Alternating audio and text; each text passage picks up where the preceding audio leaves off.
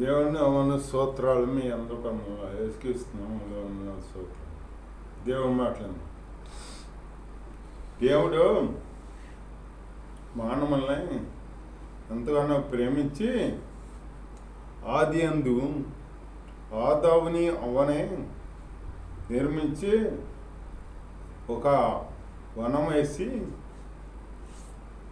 ఆ వనంలో ఏదోని వనంలో వాళ్ళందరూ పెట్టాడన్నమాట.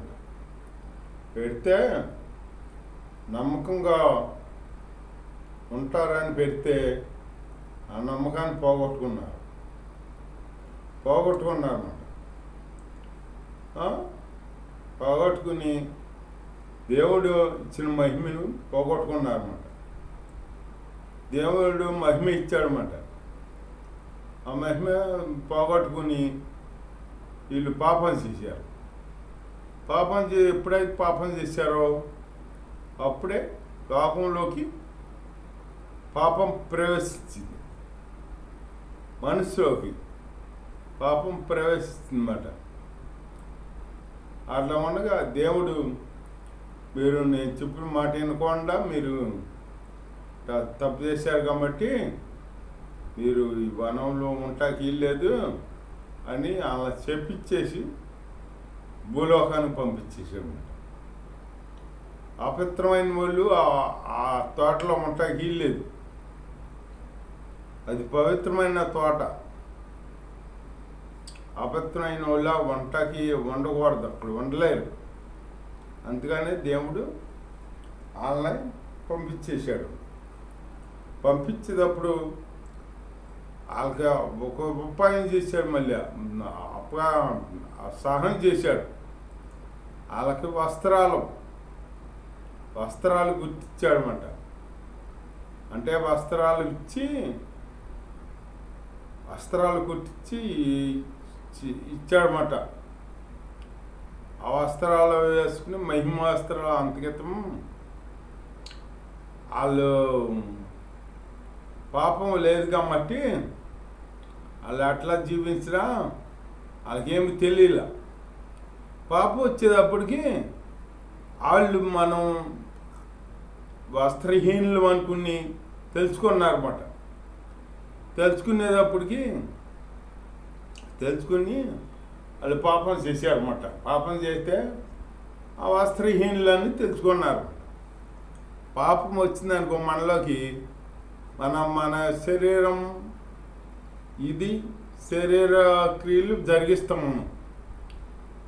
ఆ దేవుడి ఆత్మ కలిగి ఉంటే ఇవన్నీ మనకి ఏమండవు. ఆత్మానుసారంగా జీవిస్తామన్నమాట. అయ్యేప్పటికి అట్లా వచ్చి భూలోకానికి వచ్చి జీవిస్తుంటే అప్పుడు వాళ్ళ కొడుకులు పుట్టారు. ఇద్దరు కొడుకులు పుట్టారు. ఒక కొడుకు కయ్యేను, ఒక కొడుకు ఏబేలు. పుట్టేటప్పటికి ఆ కొడుకులు ఏం చేశారో, ఒక అతనేమో గొర్రెలు మేపుతాడు, పెద్ద ఆయనేమో వ్యవసాయం చేస్తాడనమాట. దేవుని స్తోత్రం, హల్లెలూయా చేస్తారన్నమాట. వాళ్ళకి ఏ ఐడియా వచ్చిందో ఒకసారి ఐడియా వచ్చి దేవుడికి కానుక పట్టుకెళ్ళాలని ఐడియా వచ్చింది. ఇద్దరు పట్టుకెళ్ళారు. ఈయన వ్యవసాయం చేస్తాడు కాబట్టి ఈయన అది ధాన్యం పట్టుకెళ్ళాడు. ఆయన గొర్రెలను కాతాడు కాబట్టి ఆ గొర్రెల్లో శ్రేష్టమైన గొర్రెలను పట్టుకెళ్ళాడు అనమాట. దేవుడికి అర్పిస్తాయి. ఈ కయ్య అనేది లోక మర్యాద నిమిత్తం లోకంలో ఎవరన్నా చూసి చెప్పుకోవాలి, గొప్ప బహుమానం ఇచ్చాడు కయ్యను అని చెప్పుకోవాలని కయ్యను. ఏబేలేంటి శ్రేష్టమైన బలి ఇవ్వాలి దేవుడికి ఇస్తే అని ఏబేలు. కయ్యాలు లాంటి వాళ్ళు ఇప్పుడు ఉన్నారు, విశ్వాసులో కాడ ఉన్నారు. ఇప్పుడు వాళ్ళకే కానుకలు వేసేటప్పుడు ఏం చేస్తారంటే వాళ్ళకే చూపించి ఇస్తాడనమాట. చూపించి వేస్తారు. ఏంటి అది చూసారా లేదా అని. ఎంత వేసింది ఒక చూడకల్లా అదేంటి వేస్తారం, అది ఈ లోక మర్యాదల కోసం, లోక మెప్పుల కోసం అదిగో ఎంత కానికిస్తాడు చూడు, అదిగో అతను ఎంత దేవుని కొరకు ఎంత ఖర్చు పెడుతున్నాడు చూడు అని అనుకుంటాకి గొప్పలకు పోయే వాళ్ళు ఉంటారు కొందరు. అట్లా గొప్ప ఉండకూడదు. నీకు ఇచ్చేదేంటో హృదయ అనుసారంగా హృదయం ఏమిమ్మంటుందో అదే ఇవ్వు. అంతేగాని నువ్వు బయటకు ఒకలాగా లోన ఒకలాగా బయటికి ఎంతో ఇచ్చేసి కానుకలు ఇచ్చేసిన వాళ్ళలాగా మనం ఫీల్ అయిపోతే అట్టా కానుకలు ఇచ్చి ఒక ఆయన అట్టకి ఇద్దరు మందిరానికి వచ్చారంట. ఒక ఆయన పరిసేడు, ఒక ఆయన సుంగాడి. ఈ పరిసేడు అంటే అన్నీ ఇచ్చాడు, కానుకలు అన్నీ ఇచ్చాడు అన్నమాట. నేను వారానికి 2 సార్లు ఉపాసం ఉంటున్నాను, కానుకలు ఎత్తున్నాను, దశంభాగులు ఎత్తున్నాను, పుదీనాలో కొత్తిమీరలో అన్నీ దశంభాగు ఎత్తున్నాను అని చెప్పాడనమాట. లిస్ట్ చెప్పాడు దేవుడికి. ఇప్పుడట్టుగా దేవుడికి లిస్టు చెబుతారు కొందరు. లిస్టు, ప్రభువా మా బిడ్డలను జ్ఞాపకం చేసుకో, మా బిడ్డలు చదువుతున్న చదువు జ్ఞాపకం చేసుకో, చదువులో జయాన్నియ్యి, మేము చేస్తున్న పనుల్లో జయాన్నియ్యి, మాకు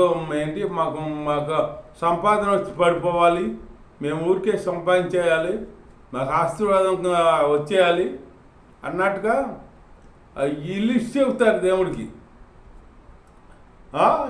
మిమ్మల్ని ఆరాధిస్తాం, నీకు కానుకలు ఇస్తాం, మమ్మల్ని జ్ఞాపకం తీసుకో, మమ్మల్ని దీవించేయి, మమ్మల్ని ఆశీర్వదించేయి అని ఈ లిస్ట్ మొదలెడతారు.